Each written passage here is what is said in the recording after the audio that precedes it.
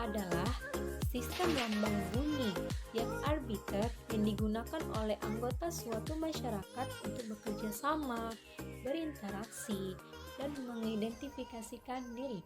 Sedangkan menurut para ahli, ada 3 tokoh yang mengemukakan pendapatnya tentang definisi dari bahasa ini. Yang pertama dari Wilhelm von Humboldt, seorang sarjana Jerman, mendefinisikan bahasa sebagai sintesis bunyi. Yang kedua ada dari Ferdinand de Saussure, seorang sarjana linguistik Swiss pada awal abad ke-20 menyatakan bahasa sebagai sistem isyarat. Dan yang ketiga dari George Crabbe, ia mendefinisikan bahwa bahasa adalah alat komunikasi anggota masyarakat berupa simbol bunyi yang dihasilkan oleh alat ucap. Lalu, bahasa sendiri mempunyai 2 jenis fungsi. Jenis fungsi yang pertama sebagai bahasa nasional yang berfungsi yang pertama lambang kebanggaan bangsa, yang kedua lambang identitas nasional, dan yang ketiga alat penyatuan berbagai bangsa.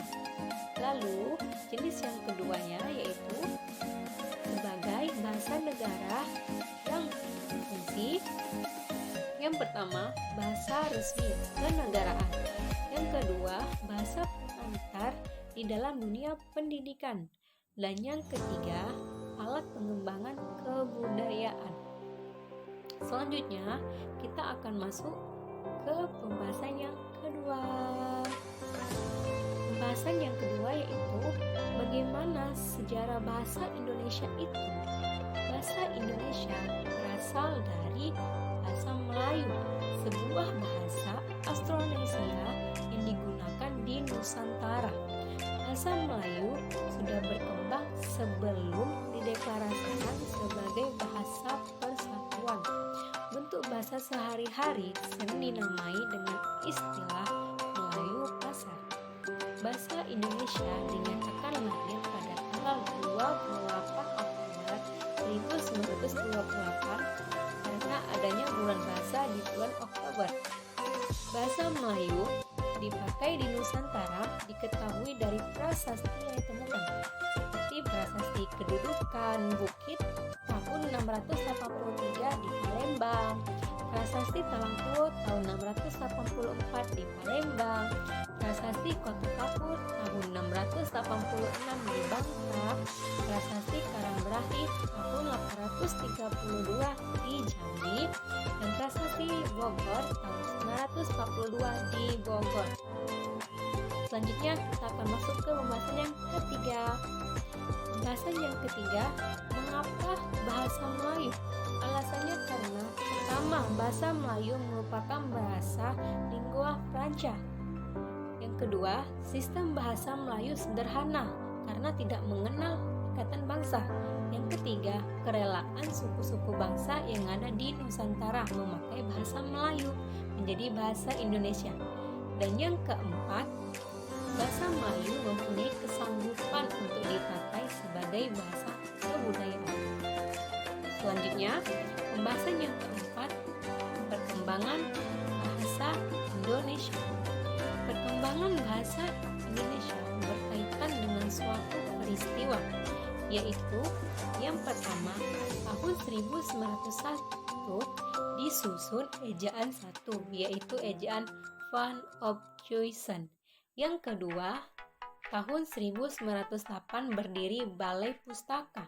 Yang ketiga, tahun 1928 penentuan bahasa Indonesia sebagai bahasa nasional, yaitu dalam peristiwa Sumpah Pemuda.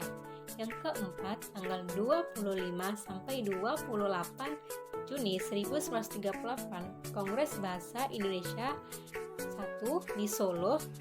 Dan yang kelima, tanggal 18 bulan 8 1945 diakui dalam UUD 45 bab 15 pasal 36 bahwa bahasa Indonesia adalah bahasa negara karena tanggal 19 Maret 1947 ejaan 2 dibuat menggantikan sebelumnya, yaitu ejaan Suwandi. Yang ketujuh, tanggal 16 Agustus 1922 ejaan yang disempurnakan atau EYD diresmikan dan mulai diberlakukan secara resmi pada tanggal 31 Agustus 1972. Dan yang kedelapan, Kongres BI ke-6 berhasil membentuk Kamus Besar Bahasa Indonesia dan Tata Bahasa Baku Bahasa Indonesia. Adapun usaha penyempurnaan ejaan bahasa Indonesia yaitu yang pertama, ejaan Opjuisen. Van Opjuisen merupakan tokoh yang telah merancang ejaan ini. Ejaan ini ditetapkan pada tahun 1901. Ciri-ciri dari ejaan ini yaitu yang pertama, huruf C menulis kata seperti jang, aja, saja, dan sebagainya. Yang kedua, huruf OE untuk menulis kata seperti joeroe, itoe, oemer, dan sebagainya.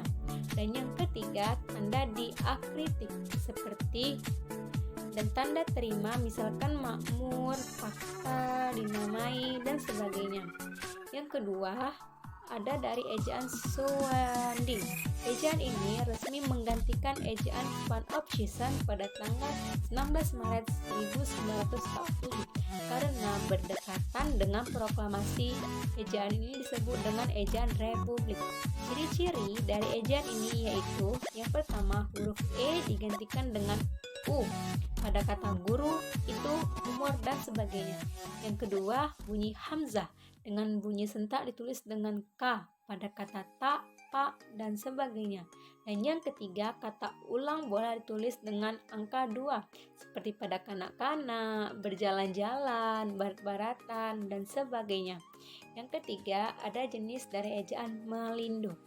Ejaan melindo ini dikenal pada akhir tahun 1959. Peresmian ejaan ini batal karena faktor perkembangan politik pada tahun berikutnya. Ejaan ini tidak hanya berkaitan dengan Republik Indonesia, melainkan juga berkaitan dengan negeri tetangga, kawasan Melayu seperti Malaysia, Singapura, dan Brunei Darussalam. Dan yang terakhir, ada dari ejaan yang disempurnakan. Ejaan bahasa Indonesia yang hingga kini adalah ejaan yang disempurnakan atau EYD. Ejaan ini diresmikan pemakaiannya pada tanggal 16 Agustus 1972 oleh Presiden Republik Indonesia, yaitu Presiden Soeharto. Peresmian ini dikuatkan dengan keputusan Presiden nomor 57 tahun 1972. Lalu, bagaimana motif lahirnya EYD? Motif lahirnya EYD adalah yang pertama, menyelesaikan ejaan bahasa Indonesia dengan perkembangan bahasa Indonesia. Yang kedua, membina ketertiban dalam penulisan huruf tanda baca. Yang ketiga, memulai usaha pembekuan bahasa Indonesia secara menyeluruh. Dan yang keempat, mendorong pengembangan bahasa Indonesia. Selanjutnya, ada perbedaan dari ketiga jenis ejaan tersebut. Pada Van Opjuisen dan Suwandi ejaan E, tapi pada EYD berubah menjadi ejaan Y. Lalu pada Van Opjuisen ejaan OE berubah pada Suwandi menjadi ejaan U, tetapi pada EYD tidak berubah. Selanjutnya pada Van Opjuisen dan Suwandi ejaan CH berubah menjadi ejaan KH. Selanjutnya pada Van Opjuisen dan Suwandi terdapat ejaan DJ, NJ, dan SJ, tetapi pada EYD sudah berubah menjadi ejaan J, NY, dan SY. Dan terakhir, pada Van Opjuisen ejaan EE berubah menjadi ejaan E pada Suwandi dan tidak berubah pada EYD. Sekian dari penjelasan saya. Bila ada salah kata, saya mohon maaf. Wassalamualaikum warahmatullahi wabarakatuh.